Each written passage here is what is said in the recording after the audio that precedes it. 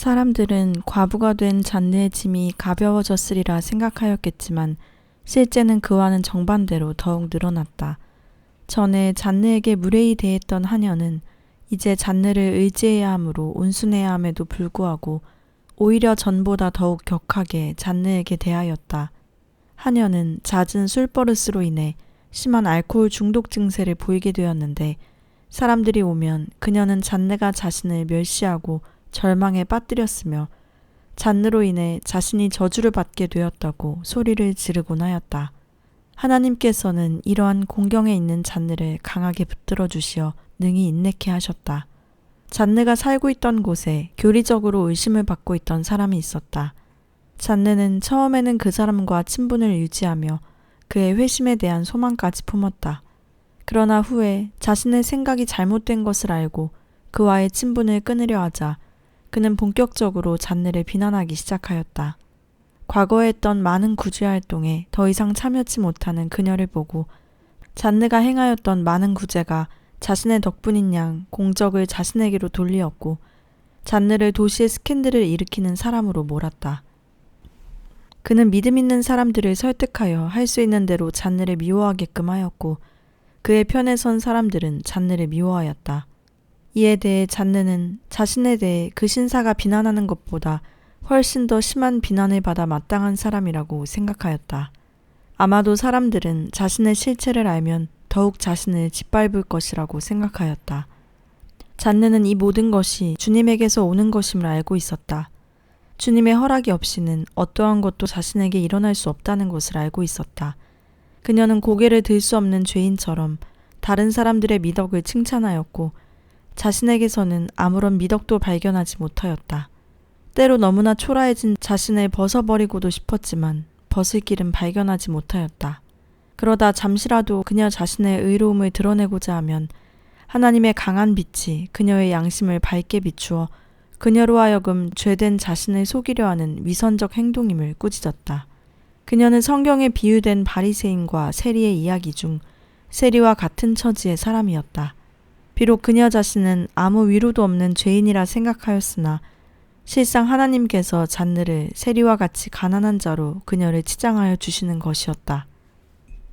하나님께서는 어느 한순간도 잔느로 하여금 사람과 피조물로 인한 생동하는 감각을 느낄 수 없게 하셨다. 그녀는 마치 겉사람에 대해 자유한 것과 같게 되었다. 그 후로는 어떤 것에 대해서도 느낌을 가질 수 없었다. 하나님께서는 그녀에게 큰 은혜를 베푸셨으나 정작 그녀 자신은 이것을 충분히 깨달을 수 없었다. 그녀는 하나님께서 자신을 싫어하시고 자신의 위선으로 인해 하나님의 임재가 떠나가는 것 같았다. 그리고 이를 증명이나 하듯이 외부의 평판도 점점 나빠져만 갔다. 자신의 연민에 빠지지는 않았으나 이 문제는 그녀의 마음속에 계속 자리를 잡고 있었다. 잔느는 무력감에 빠져 가난한 사람을 도우러 가지도 못했고 교회에 머물지도 못했으며 암송기도도 못하였다. 그녀에게 재혼코자 한 신사들은 많았으나 그녀는 어느 누구와도 재혼하여 고통을 벗고자 하지 않았으며 벗을 수도 없었다. 그녀의 처지는 참으로 애처로웠다. 하나님 외에 어떠한 기쁨도 누릴 수 없다는 것은 얼마나 고통스러운 것이겠는가. 그러나 더욱 가련한 것은 하나님에게서조차도 기쁨을 허락받지 못했다는 사실이었다. 5, 6주 동안 극한 상태가 계속되었다. 그녀는 아무것도 먹을 수 없었고 스프 한 숟가락을 먹고 기절할 정도로 극도로 쇠약해져 있었다. 구원의 희망도 찾을 수 없었고 죽고 싶은 마음도 들었다. 살아갈수록 더욱 죄를 짓는 것이 괴로웠기에 계속 죄를 짓느니 차라리 지옥을 택하는 것이 낫다는 생각이 들었다. 그녀의 마음을 아프게 한 것은 일반적인 죄에서보다는 행하였던 선한 일과 함께 품었던 악한 생각으로 인한 것들이었다. 잔느는 사람들이 의라 생각하는 의를 하나님께서 심판하신다는 말씀이 진리로 강하게 받아들여졌다. 사방을 둘러봐도 그녀에게 구원의 빛은 올 기미가 거의 없었다. 그녀 안에는 아무것도 없었다. 어떠한 안전도 영적 건강도 없었기에 잔느는 자신에게 안식하거나 구원을 이룰 선이 없다는 사실을 깨달았을 때 갑자기 비밀스러운 평온함이 찾아왔다. 그녀가 점점 부서지는 것처럼 보일 때 그녀는 하나님 안에서 발견되어져 갔다. 하나님이 자신을 싫어하시는 것이 그토록 크게 느껴졌음에도 불구하고 하나님께 대한 신뢰는 더욱 커져만 갔다. 그녀의 부족은 모두 그리스도 안에서 채워져 갔다. 하나님께서는 잔느의 주변 사람들로 하여금 그녀에게 높은 평가를 주도록 허락하지 않으셨다. 잔느에게 있어서도 주위 사람들, 특히 위대한 성도들에게서조차 비난받는 것이 별 문제가 되지 않았고 큰 고통을 주지 못했다. 오히려 하나님의 마음을 상하게 해드린 것과 그녀가 지은 모든 잘못 때문에 더 큰 고통을 느꼈다. 그녀는 메마름과 상실감에 익숙해져 있었다. 차라리 그러한 상태가 풍족한 상태보다 더 좋았다. 무엇보다도 하나님을 추구해야 한다는 것을 알았기 때문이다. 그녀는 처음부터 하나님을 따르기 위해서라면 모든 것, 하나님의 은사까지도 내어놓는 영혼의 이끌림을 지니고 있었다. 마치 연어가 고향을 찾아 바다를 거쳐 강 상류로 거슬러 올라가듯이 잔느는 하나님과 온전히 하나가 되기 위해 좁은 길, 메마른 길, 가난의 길을 선택하여 날마다 나아갔다. 좁은 길에는 신비한 묘미가 있어 그 길을 따르는 자들로 하여금 점점 더 깊은 곳으로, 좁은 곳으로 나아가게 한다. 점도 없고 흠도 없이 온전히 거룩하고 완전한 모습이 될 때까지. 그러나 그 길로 인도받는 이들에게는 고통의 연속이다.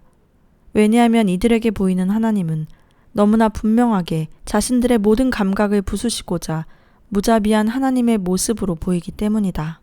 이것은 큰 충격이다. 그래서 갈수록 세밀한 죄가 보여지고 구원의 십자가조차도 더 이상 은혜의 십자가라기보다는 실제 자신의 허물로 보인다. 예수님의 지신 십자가는 모두 자신의 부주의한 행동과 말의 결과로 생각된다. 하나님께서 잔느에게 베푸신 은혜와 험악한 길에는 한 가지 전반적인 공통점이 있다. 그것은 그녀가 오직 주님을 아는 지식, 그 안에서 주님이 아닌 다른 모든 것을 다 내려놓았다는 것이다. 잔느가 걸었던 길은 예수님께서 걸으셨던 바로 그 길이다.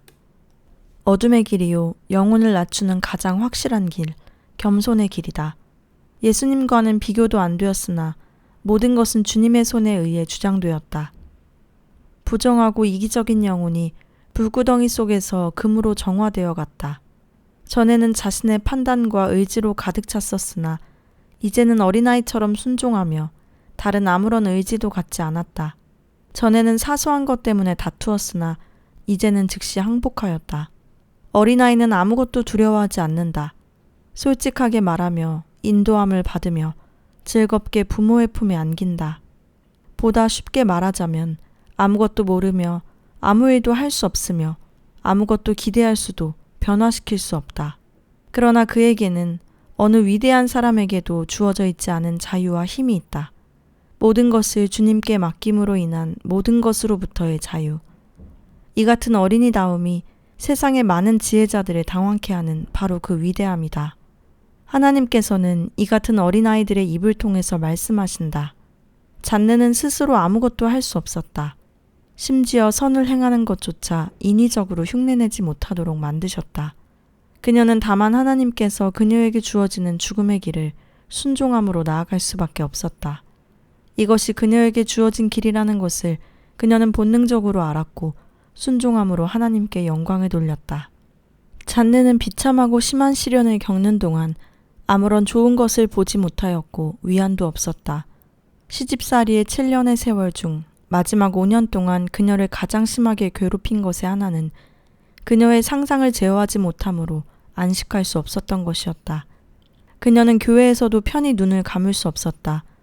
눈을 감으면 마치 자신이 아버지께서 세워놓으셨으나 울타리가 모두 부서진 채 방치된 포도밭처럼 느껴졌고 교회에 오고 가는 모든 사람들 사이에 이야깃거리가 되어졌음을 알 수 있었다. 비참함과 압박에 짓눌린 채 계속 십자가 아래서 자신의 날이 끝날 때만을 생각했고 다시 회복되리라는 생각은 꿈도 꾸지 못하였다. 하나님의 은혜와 구원마저 잃었다는 생각이 들었다. 주님을 사랑하지 않는다는 것은 끔찍하게 느껴졌다. 최소한 하나님을 위해 자신이 무엇인가 하기를 소원하였다. 자신의 굴러떨어진 곳, 이전의 행복한 때를 생각하면서 비록 자신이 부서진 희생물이라 할지라도 아무 대가를 바라지 않고 그분을 섬기고 싶었다. 이따금 행복했던 시간을 떠올리며 그때처럼 행복을 느낄 수 있는 상태로 모든 것이 회복되었으면 하는 마음이 들었다. 그러나 그 마음은 즉시 거절당하고 깊은 심연 속으로 내던져졌다. 자신이 불충한 영혼이라는 생각이 들었기 때문이었다. 7년이란 세월 속에서 그녀는 끊임없이 하나님의 인도하심을 따라 선한 양심이 순종하는 훈련의 과정을 걸어갔었다. 하나님께서는 이 과정을 통해 그녀의 마음속의 모든 의도의 불순함을 정결케 하시었다. 잔느가 큰 복을 받았다 함은 그녀 자신은 비록 인식하지 못하였다 할지라도 그녀는 충실히 선한 양심을 따라 순종하였다는 사실이다. 당시 그녀의 심정은 다음의 기도에도 잘 반영되었다. 하나님, 저는 영원히 하나님의 시선으로부터 그리고 모든 사람으로부터 멀어진 것처럼 생각되었습니다. 점점 내 고통은 줄어들기 시작했습니다. 저는 고통을 느끼지 못하게 되었고 그런 무감각은 저를 최고로 비난하는 최후의 잔인함 같았습니다. 그 냉랭함이 제게는 죽음과 같았습니다. 하나님과 하나님의 고귀한 사랑 안에서 완전히 살기 위해 제가 자아에 대해 죽었으므로 냉랭했던 것은 당연합니다. 잔느의 믿음의 시련을 잘 이해한 분은 라콩부 신부님이었다. 그는 잔느의 경험과 비슷한 경험을 하여 그 당시에 자신의 마음을 설명해 주었다. 그 후 신부님은 꿈을 통해 하늘에서 내려온 듯한 어떤 여인이 잔느에게 제네바로 가라는 명을 내리는 것을 꾸게 되었고 이를 잔느에게 전해 주었다. 그리고 그 다음날 신부님은 잔느를 위해 기도하는 중에 음성을 듣게 되었는데 너희 둘은 같은 장소에 거하게 되리라 는 음성을 3번이나 들었다. 이는 이 둘이 비록 떨어져는 있으나 내적인 같은 경험을 통하여 십자가에 자아가 못 박힘으로 주님 안에 참 안식에 거하게 될 것이라는 뜻이었다. 라콩부 신부님의 편지를 받은 후 잔느는 자신 안에 생명이 회복됨을 느꼈다. 그때까지는 마치 죽은 자가 살아 일어나기는 했어도 아직 수위를 벗지 못한 상태와 같았었다. 그런데 바로 편지를 받은 그날 완전한 생명 안에서 전적으로 자유 상태에 들어가게 되었고 무거운 짐 아래 짓눌리기 전 상태와 같이 본성을 완전히 벗고 되살아난 자신을 발견하게 되었다. 완전히 잃어버렸다고 생각한 하나님께서 말로 표현할 수 없는 장엄함과 순결함으로 다시 오신 것이다. 그녀는 이때를 다음과 같이 고백하였다. 하나님, 저는 하나님 안에서 그동안 제가 잃었던 모든 것을 다시 발견했습니다.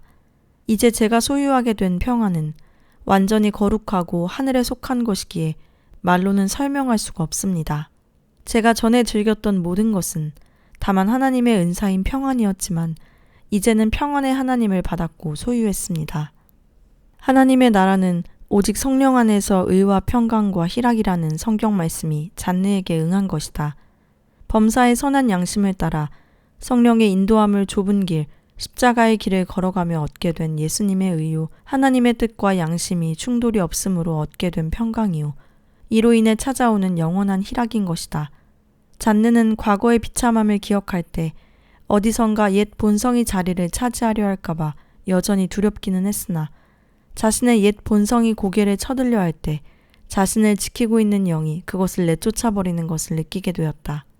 이 새로운 상태는 그녀 자신으로 인함이 아닌 것을 알았기에 교만할 수 없었다. 또한 그동안의 경험이 자신이 어떤 사람인지를 잘 알게 해주었기에 더더욱 그러하였다. 잔느는 한동안 이 복된 상태가 지속되기를 원했지만 자신이 누리는 행복이 변치 않으리라고는 생각하지 아니하였다. 잔느는 고통을 통해 한 가지 얻은 판단 기준이 있었다. 그것은 만일 어떤 선한 것을 판단하고자 한다면 선한 것 자체보다는 그 앞에 있었던 고통에 의해서 판단해야 하고 행복 역시 행복을 느끼기 전에 겪었던 슬픔에 의해서 판단되어야 한다는 것이었다. 현재의 고난은 장차 우리에게 나타날 영광과 좋게 비교할 수 없도다. 사도 바울의 증거는 잔느에게 위로가 되는 진리였다. 단 하루 동안의 행복은 수년 동안 고통받는 것보다 더욱 값진 것이었다. 자신이 누리는 행복은 비록 동터오는 새벽녘에 불과했지만 그동안 겪은 모든 것을 다 지불할 만큼 가치가 있는 것이었다. 선을 행하는 데서 오는 기쁨이 회복되었고 그 기쁨은 전보다 더 크게 느껴졌다. 베르토트라는 신부님과의 대화 중에 자신의 상태의 많은 변화에 대해 이야기하였을 때 신부님은 무엇 때문인지 아니요 라고 대답하였다. 그러나 잔느는 그 말을 그대로 받아들였다. 신부님의 대답은 그녀에게 큰 문제가 되지 않았다. 자신이 하나님께 은혜를 받고 있다면 어떠한 상태든지 상관이 없었기 때문이다. 날마다 그녀 안에서는 천상의 복들이 점점 증가되고 있는 것을 느꼈다. 전에와 달리 아무리 선한 일을 하여도 자아의 의도가 개입되지 않게 되었다. 자아 중심적인 생각이 마음에 떠오르면 그 즉시 떨쳐버렸다. 마치 영혼 속에 미리 차단하는 장치가 있는 것처럼 되었다. 그녀의 상상력은 안정이 되었고 청결한 생각과 순전한 마음에 그녀 자신도 놀라게 되었다. 하나님께서는 이 시기에 잔느의 마음속 깊은 곳에 신교가 많은 제네바를 향하여 끌리도록 하셨다. 그러나 결코 이 인도하심에 대하여 아무에게도 말하지 않았다. 이는 은밀히 진행하심으로 마귀의 공격을 받지 못하도록 하신 하나님의 배려였다. 모든 길을 하나님께 맡기고 성령 안에서 침묵하였다.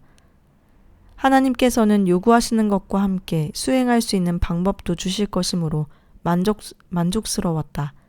잔느는 성령님께서 어디로 이끄시든지 따라갈 마음이 준비되어 있었다. 여기에 잔느의 큰 증거가 있다. 하나님의 은혜로 살아가는 것. 그것은 세상으로부터 기대할 수 있는 그 무엇이 없다 할지라도 다만 기뻐할 수 있고 영원히 마음의 자유와 평강을 누리는 것이며 그 누구의 것도 부럽지 않은 것이다.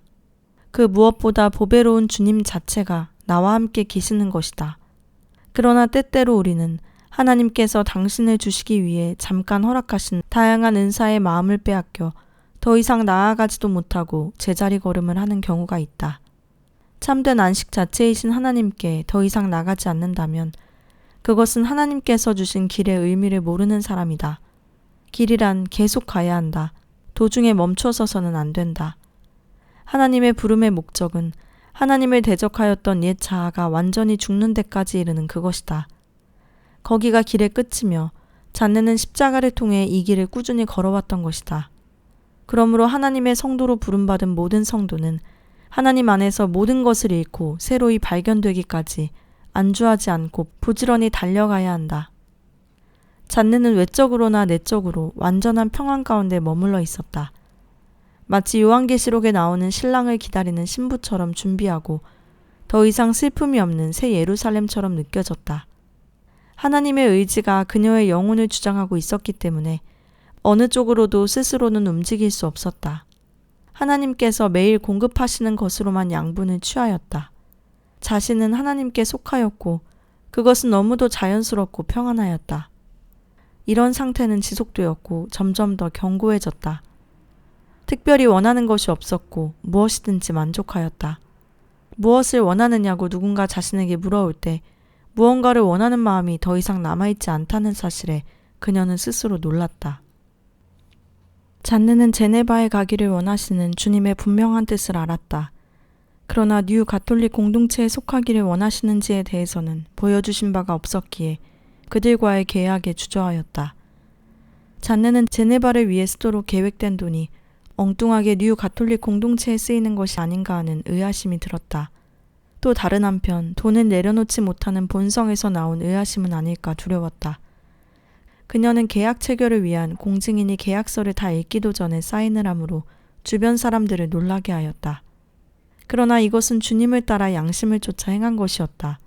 더욱 놀라운 것은 뉴 가톨릭 공동체의 수녀님도 들어와 계약할 필요가 없다고 말하였던 것이다. 이로 인해 잔느의 제네바의 활동은 드러나지 않게 되었다. 이는 하나님의 감추심이었다. 하나님의 도우심으로 해결된 이 일은 전의 생활 방법과는 전혀 다른 것이었다. 이것은 시작 단계에 불과하였다. 점차 더욱 완전한 성령의 감동하심과 인도하심이 기다리고 있었다. 잔느는 뉴 가톨릭 공동체에 대한 자세한 이야기를 듣기 전에 직접 제네바로 가기를 원했다. 하나님께서 그녀에게 주신 은혜, 즉 상처를 치료하는 약을 만드는 법을 가지고 그들과 함께 거하며 지금까지 살아온 것처럼 사람들을 사랑함으로써 영혼을 얻기를 소망하였다. 잔느는 딸과 도울 2명의 하녀만을 데리고 제네바로 떠났다. 배 안에서 딸은 골프를 가지고 십자가를 만들며 놀았는데 300명의 선객 중 오직 잔느의 주위에만 십자가를 늘어놓았다. 잔느는 그대로 두었다. 그녀 자신이 십자가를 맞이하러 가는 중이었기에 딸아이를 통해 십자가를 얻기 위해 십자가를 뿌린다는 확신이 들었다. 딸의 행동에 의미심장함을 느낀 동행한 수녀는 자신에게도 십자가를 달라 했으나 딸은 이 모든 것이 엄마를 위한 것이라고 했다. 또 물에 떠있는 꽃을 주어 관을 만든 뒤 잔느의 머리에 씌워주며 말했다. 십자가 후에 엄마는 이렇게 관을 쓰게 될 거예요. 잔느는 그 모든 것에 감탄하며 자신을 기꺼이 희생제물로서 하나님께 드렸다. 실제로 잔느를 향한 주님의 계획은 제네바를 통해 무슨 일을 주시거나 염려를 주시는 것이 아니었다. 고통을 주시기 위한 것이었다. 제네바, 그곳을 바라볼 때 무슨 희망이 있었겠는가. 그러나 하나님께서는 주님의 방법으로 그 도시가 회복할 것을 생각하였던 것이다.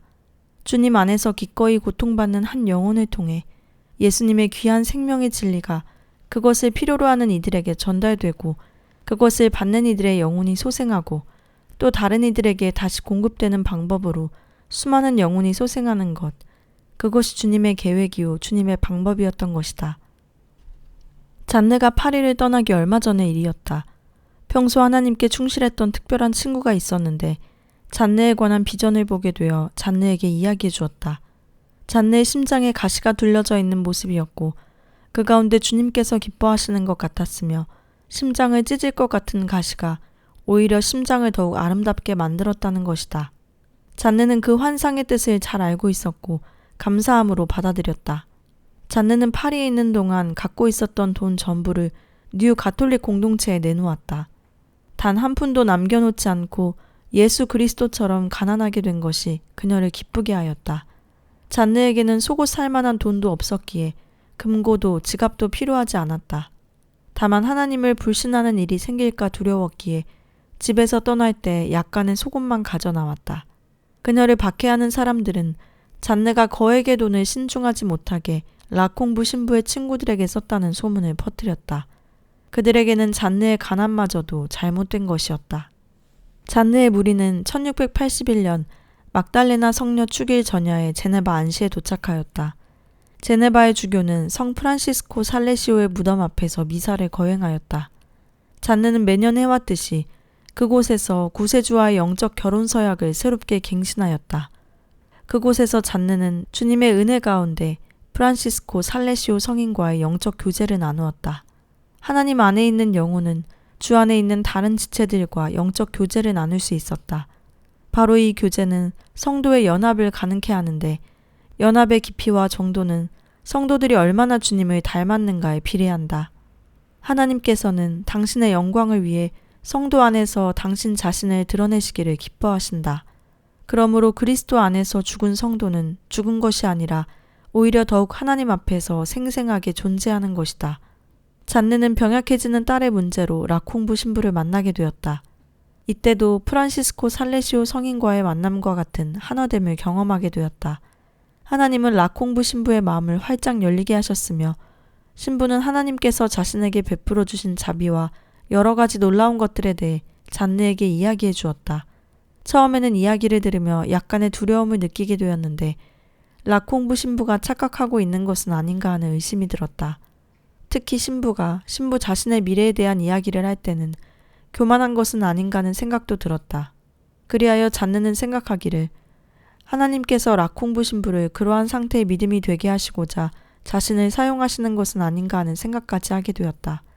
그러나 은혜가 신부에게서 넘쳐 잔느에게로 밀려왔고 그녀는 곧 두려움에서 회복되었다. 잔느는 라콩부 신부가 하나님의 주신 은사나 깊은 학식으로 스스로 높이지 않고 오히려 겸손함으로 자신을 낮출 수 있는 은혜를 받은 것을 깨닫게 되었다. 이 하나됨은 하나님에게서 마음이 멀어지는 것이 아니라 더 깊숙이 다가가게 해주는 것이었다.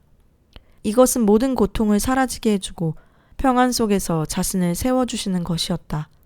라콩부 신부는 끝으로 잔느와 뉴 가톨릭 공동체의 생활 방식이 어울리지 않음을 이야기하였고 하나님의 섭리로 다른 곳으로 인도될 것과 그 장소를 보여주시기까지 머물러 있기를 권유하였다. 잔느는 이 권유를 그대로 받아들였다. 잔느는 기도하기 위해서 규칙적으로 자정에 깨어났다. 그러던 어느 날 하나님이여 보시옵소서 두루마리 책에 나를 가리켜 기록한 것과 같이 하나님의 뜻을 행하러 왔나이다. 라는 말씀이 갑자기 떠올랐다. 그리고 난 뒤 전에 경험한 적이 있었던 순수하고 마음을 꿰뚫는 강력한 은혜의 교제가 뒤따라왔다. 잔네의 영혼은 새 생명 안에서 이미 영원하겠지만 이 새로운 생명은 바로 직전의 생명과는 분명히 달랐다. 새벽이 와서 해가 중천에 떠 광명에 이를 때까지 점점 밝아지는 것과 같았다. 생명은 죽음 자체 안에서 죽음을 두려워하지도 않고 더 이상 두 번째 죽음의 해도 받지 않는 것이다. 그녀의 기도는 하나님과의 달콤한 대화 속에서 새벽 4시까지 이어졌고 그 다음 날도 그러하였다. 다음 날 라콩부 신부는 기도한 후에 하나님께서 어떤 위대한 건축을 계획하고 계신데 잔느가 그 건축물의 돌이라는 강한 확신이 든다고 말했다. 그러나 그것이 어떤 건축물인지는 신부도 잔느 자신도 알지 못했다. 다만 잔느는 그것이 무엇이든지 신부의 말대로 하나님의 거룩하신 위엄이 자신을 하늘 새 예루살렘의 돌 하나로 사용하신다면 그 돌은 윤을 내어서는 아니 되고 오직 하나님이 다루시는 망치로 다듬어져야 한다고 생각했다. 그래서 잔느는 하나님께 돌 같은 굳건함과 굴복의 정신과 묵묵함, 그리고 주님의 손 아래서 어려움을 감수할 수 있는 힘을 달라고 기도를 하였다. 잔느는 딸의 환경이 딸 아이에게 적당치 않음을 알았다. 사람들은 딸의 불어를 알아듣지 못했고 음식은 너무 달라 딸아이는 잘 먹지 못하여 점점 야위어 갔다. 잔느는 자신이 딸을 파괴하는 자처럼 느꼈다. 아들을 희생하러 가는 아브라함의 심정과 죽어가는 이스마엘을 지켜보는 하갈의 심정과 같았다. 교육 환경뿐만 아니라 딸아이의 생명까지 위험스럽게 보였고 모든 것이 암흑처럼 느껴졌다. 하나님께서는 아무런 위로도 주지 않으시며 희생제물을 드리라고 하셨다. 밤은 그녀에게 슬픔의 배출구와 같은 시간이었다. 먼 타국에 와서 딸아이를 죽게 만드는 것은 아닌가라는 불안과 슬퍼할 가족들의 모습, 그리고 자신에게 쏟아질 원망이 눈앞에 아른하였다. 특히나 하나님께서 주신 딸 아이의 특별한 은사들은 더욱이 그녀의 심장을 찔렀다. 잔네가 모든 아픔을 하나님께 맡기고 딸 아이를 수녀회에 맡긴 채 제네바로 다시 향하였다. 그 후 모든 환경은 급속히 변하여 딸을 맡고 있는 수녀회에서 딸에게 맞는 음식들을 주게 되었고 딸은 급속히 건강을 회복하게 되었다. 이 모두는 아직도 그녀 안에 있는 인간적인 애착을 정화하시고자 하시는 주님의 배려였던 것이다.